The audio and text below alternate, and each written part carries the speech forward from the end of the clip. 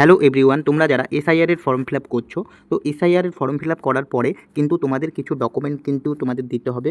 কী কী document দিতে হবে আজকে এই ভিডিওতে বলবো, তাই অবশ্যই ভিডিওটি সম্পূর্ণ দেখার অনুরোধ রইল এবং চ্যানেলে যদি নতুন হয়ে থাকো অবশ্যই চ্যানেলটিকে সাবস্ক্রাইব করে দিও।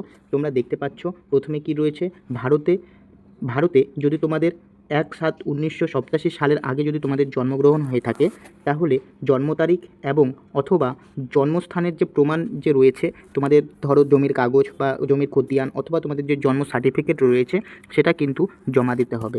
2 নম্বর হচ্ছে, ভারতে যদি 1/7/1987 এবং 2/12/2004 মধ্যে যদি তোমাদের জন্মগ্রহণ হয়ে থাকে, সেক্ষেত্রে তোমাদের যে জন্ম সার্টিফিকেট সেটা দিতে হবে অথবা জন্মস্থানের প্রমাণস্বরূপ নিম্নোক্ত তালিকা থেকে নিজের জন্য যে কোনো একটা নথি জমা দিতে হবে। ওকে, জন্ম তারিখ এবং অথবা জন্মস্থানের প্রমাণস্বরূপ নিম্নোক্ত তালিকা থেকে পিতা বা মাতার জন্য যে কোনো একটি নথি জমা দিবেন। ওকে, 3 নম্বর হচ্ছে, ভারতে 2/12/2004 পর যদি জন্মগ্রহণ হয়ে থাকে, সেক্ষেত্রে জন্ম তারিখ অথবা জন্মস্থানের প্রমাণস্বরূপ নিম্নোক্ত তালিকা থেকে নিজের জন্য যে কোনো একটা নথি জমা দিন।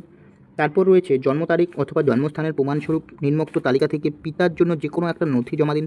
আপনার যে পিতা রয়েছে তার যে কোনো একটা নথি জমা দিতে হবে অথবা মাতার যে কোনো একটা নথি জমা দিতে হবে। ওকে, অথবা পিতা বা মাতার মধ্যে যদি একজন ভারতীয় না হয়ে থাকে, তাহলে আপনার সময় তার বৈধ পাসপোর্ট ও ভিসার একটি প্রতিলিপি জমা দিতে হবে। 4 নম্বর হচ্ছে, ভারতের বাইরে যদি জন্মগ্রহণ হয়, যদি বিদেশে অবস্থিত ভারতীয় দূতাবাস কর্তৃক জারি দ্বারা জন্ম বা নির্ধারণকারী শংসাপত্র পেশ করতে হবে। যদি ভারতের বাইরে যদি জন্মগ্রহণ হয়ে থাকে, সেক্ষেত্রে বিদেশে অবস্থিত ভারতীয় দূতাবাস কর্তৃক জারি করা জন্ম যে নির্ধারণকারী শংসাপত্র সেটা পেশ করতে হবে। এরপর রয়েছে, যারা নিবন্ধীকরণ সভা বিকিরণের মাধ্যমে ভারতীয় নাগরিকত্ব অর্জন করেছেন, তাদের নাগরিকত্ব নির্ধারণের শংসাপত্র পেশ করতে হবে। যে নথিগুলি জমা দিতে হবে তার একটি সংক্ষিপ্ত তালিকা, সামগ্রিক নয়, যেগুলো হচ্ছে নিজের বাবা ও মায়ের কথা যদি উপরে উল্লেখ করা থাকে, তাহলে প্রত্যেকের জন্য আলাদা আলাদা স্বপ্রত্যয়িত নথি জমা দিতে হবে। এক হচ্ছে, যে কোনো পরিচয়, পেনশন, পেমেন্ট আদার একটি কেন্দ্রীয় সরকারের, রাজ্য সরকারের। নেক্সট হচ্ছে, রাষ্ট্রীয় সংস্থার যে কোনো নিয়মিত কর্মী পেনশন প্রাপককে দেওয়া হয়েছে।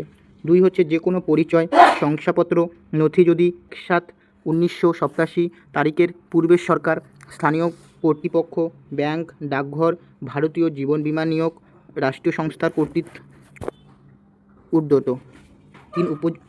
3 উপযুক্ত কর্তৃত্ব জন্মের শংসাপত্র। 4 পাসপোর্ট। নেক্সট হচ্ছে, স্বীকৃত পর্যট বিশ্ববিদ্যালয়ের কর্তৃক উন্মুক্ত ম্যাট্রিকুলেশন শিক্ষাগত যোগ্যতার শংসাপত্র। 6 হচ্ছে, রাজ্যের উপযুক্ত কর্তৃপক্ষ কর্তৃক প্রদত্ত স্থানীয় বাসিন্দাদের শংসাপত্র। 7 হচ্ছে, বনভূমি অধিকার শংসাপত্র। 8 উপযুক্ত কর্তৃপক্ষ কর্তৃত্ব অন্যান্য অনগ্রসর সম্প্রদায়, তফসিল জাতি, তপশিল উপজাতি বা অন্য অনগ্রসর জাতির শংসাপত্র। 9 নাগরিকদের জাতীয় রেজিস্ট্রার, যে সমস্ত ক্ষেত্রে এটা রয়েছে। 10 রাজ্য স্থানীয় কর্তৃপক্ষ দ্বারা তৈরি পারিবারিক রেজিস্ট্রার। 11 কোনো জমি বাড়ি বরাদ্দের সরকারি শংসাপত্র। 12 আধারের জন্য কমিশন 9/9/2025 তারিখের নির্দেশ নং 23/2025 ERS ভোটার লিস্ট 2 প্রযোজ্য হবে। 13 1/7/25 অনুযায়ী বিহারে এসআইআর এর নির্বাচন তালিকার নির্যাস।